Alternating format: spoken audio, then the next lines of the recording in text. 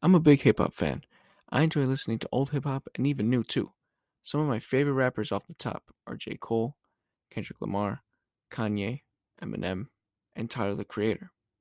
I also enjoy listening to rap groups like Wu-Tang Clan and Run the Jewels. But there was one group that was popular and had arguably four of the best rappers that could potentially be in the top 10. Slaughterhouse. I've been wanting to make a video on the group for a while, but I just didn't know how to do it. But I decided to break it down into two chapters and put them all in this video. Hope you'll join me in this dissection of hip-hop's most underrated group.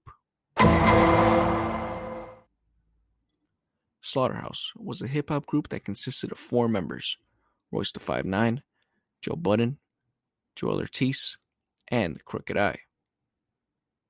The group was founded in 2008 when in that same year, the four were on a song named Slaughterhouse on Joe Budden's album, The Halfway House. They decided to name the group after that same song. Their debut album titled Slaughterhouse was released on August 11, 2009. A month had gone by, and they sold about 30,000 copies. Only about 20,000 were shipped to stores, so these numbers were good numbers. A couple of years went by, and in 2011, they confirmed that they signed with Shady Records, which is Eminem's record label. A year later, on August 28, 2012, they released their second studio album titled Welcome to Our House. And in November of that same year, they sold over 146,000 copies. They were a popular group to the real fans of hip-hop and even the people who enjoy lyricism. They were featured on the cover of XXL magazine, and in 2011 BET Awards, they had an iconic and, in my opinion, the best cypher of all time. Link in the description. And just like that, Slaughterhouse looked like they were here to stay. You have four of the best lyricists all together in one group and signed to arguably the greatest rapper of all time. There was no way this can go wrong, right? It had been 1 year since Welcome to Our House released, and the group had put their other solo projects on hold to make their highly anticipated third studio album titled Glass House. The reason why all of the hip-hop heads and even the casual listeners were excited for this album was because mostly everyone was on this album, and it sounded like it was going to be their best. Glass House was executively produced by Just Blaze, a legendary producer. It also had production from DJ Premier, another legendary DJ. In November of 2013, Joe Budden confirmed that the album would be released sometime early 2014. May of 2014 came and the group released their second mixtape, House Rules. And at the time, the mixtape was meant to hype people up for the real project, which was Glass House. But yet, no updates were given for the rest of the year. Almost an entire year passed, and on February 19th, 2015, Royce the 5'9" said that the album was close to being done. Whether this was true or not, we'll never know. He then went on to say that the entire group, plus Eminem, were just nitpicking the album and that the summer release was likely.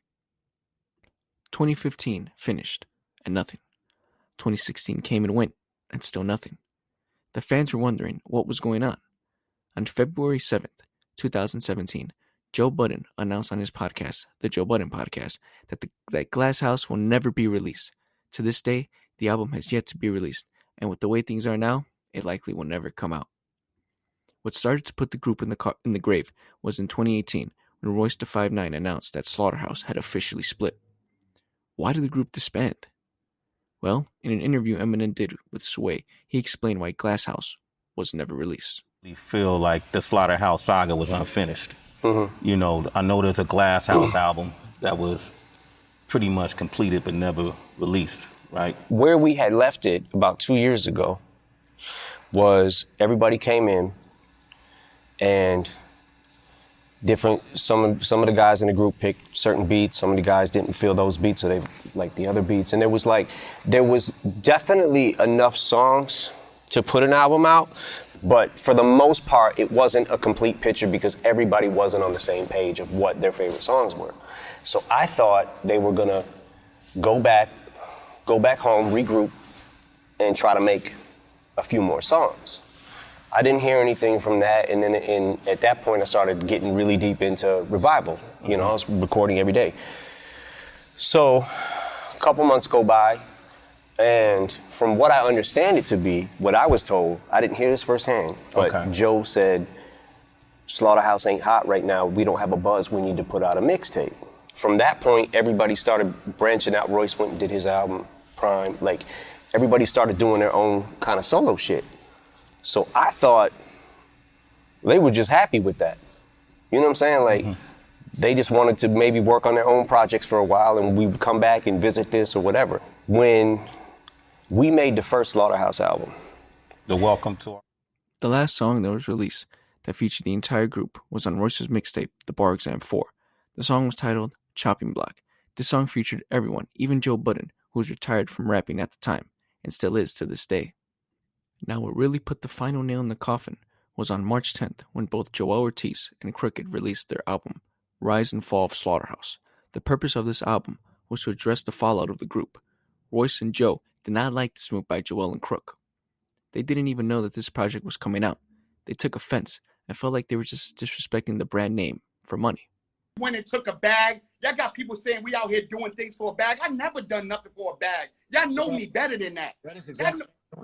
Listen, if anybody's spinning a narrative, it's y'all two, gentlemen. What narrative? Especially you, Royce. You out here talking about the 25%. You had 25% and you burned it down. You're doing all types of mathematical equations about fucking housing ownership and shit like that. The bottom line is this. Crooked bring a bag to the table for something that y'all ain't been fucking with for a long time, right? Yeah, but you can't say that. You can't say I haven't been fucking with it for a long time. Hey, that ain't even the part I got issue with. Yeah, what gives What you got an issue with? What gives you the right to tell me what I'm fucking What was with? the Like, that's not fair. What you got an issue? Listen, how about this? How about this? Y'all tell me what y'all got an issue with and I'll address it. What you got an issue with, Joe? All of it. All of what? All of what, Joe?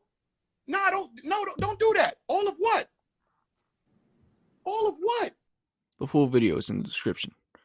In Joell and Crook's defense, they tried to get the group back together for many years, but no one seemed interested anymore, particularly Joe Budden.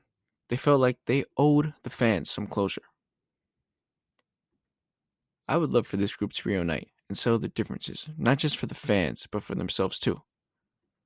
Thank you so much for watching. Please consider subscribing and checking out some of my other videos. Links are in the description. Peace.